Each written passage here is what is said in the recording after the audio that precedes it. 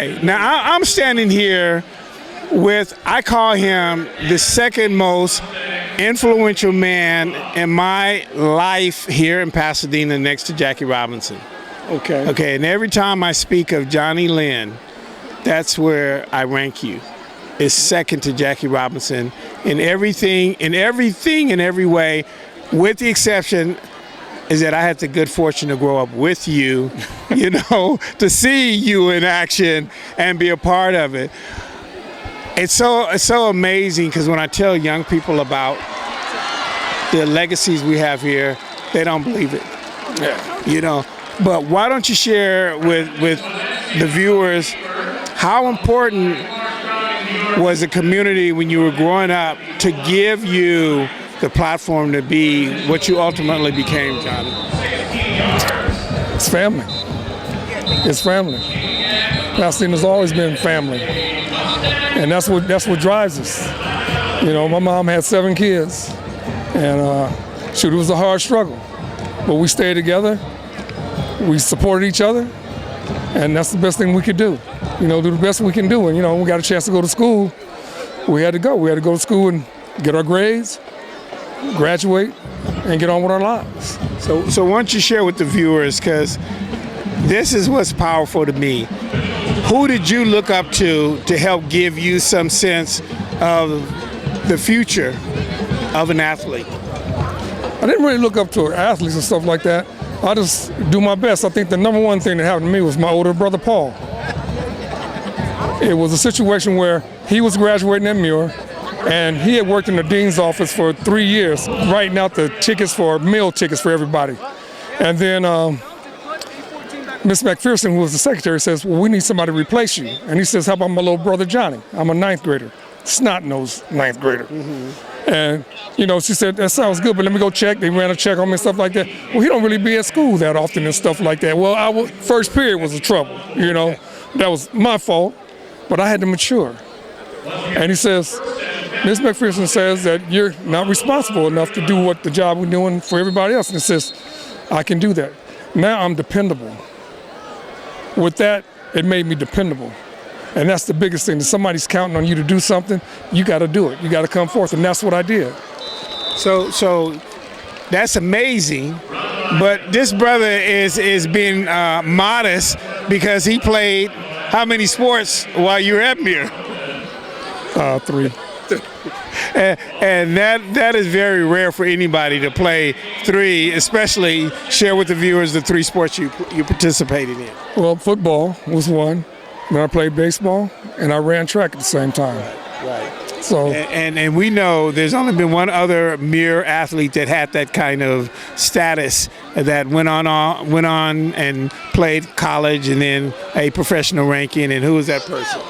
Jackie Robinson, same school, UCLA. Right. That's why I said, you know, Johnny, what he did, and that's why, you know, this is actually the first time I've ever spoken with Johnny to really get a real sense of when did he realize you had the talent and really start seeing it take place. The best play that I've ever played was here at the Rose Bowl, Pasadena versus Muir. And we're about to score like they're about to score now. And we ran fake toss and tried to throw the ball back across the field and got intercepted. And I ran the toss, the fake toss. Hey, don't even do that. And then Dennis Clemens intercepted the ball, and so the race was on, and I caught him about the 20-yard line before he scored going out. And I never knew how fast I was, but that's what people saw on the tape when they looked at our games and stuff like that. And then from that, playing the baseball, I'm a better baseball player than I was football player. Really? And then the track thing happened for me. Now, did you ever think about just going in baseball instead of football? No. It was just the opportunity. The biggest thing was just the opportunity. I mean, people like UCLA was recruiting me. The whole pack, at that time, was the Pac-8, were recruiting me and things like that. And I had a couple of outside schools that were trying to talk to me and stuff like that.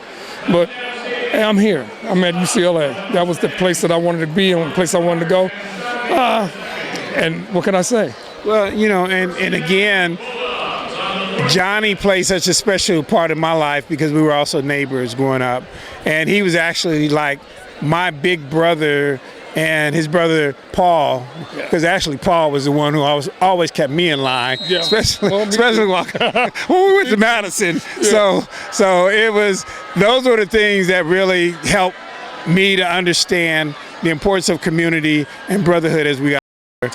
And then when I got to Muir and saw Johnnie Lynn just being a beast, I was just like, I couldn't even imagine myself playing varsity and being in the Rose Bowl, playing in the Turkey Tussle, just because everything just seemed so impossible.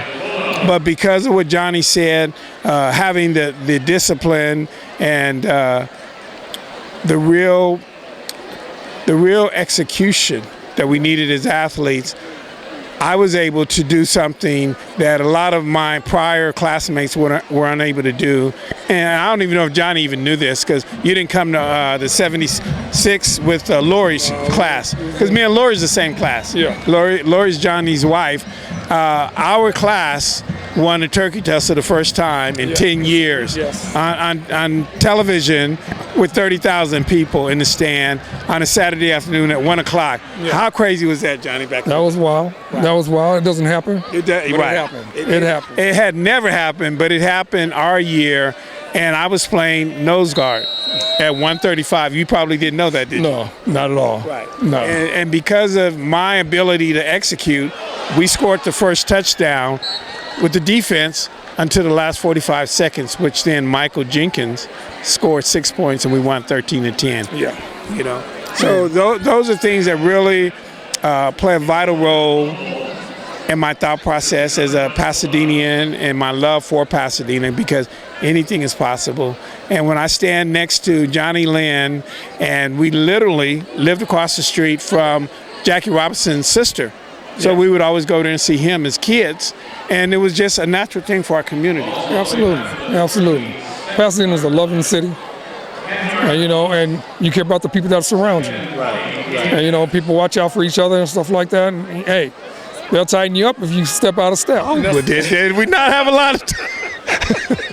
And when I tell people, we used to fight all the time, and it was an interesting time, but it was really about community.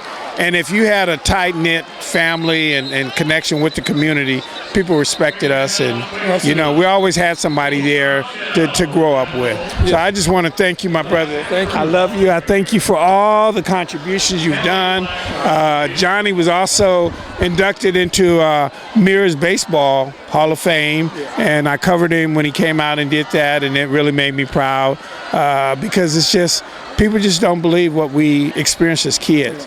And one of the other greats that we had an opportunity to grow up with was Alan Wiggins. Yes. Alan he lived right behind us on Pound Street. We went out in the drive, and it was, that was exciting when he was out playing and things like that. And but hey. Right.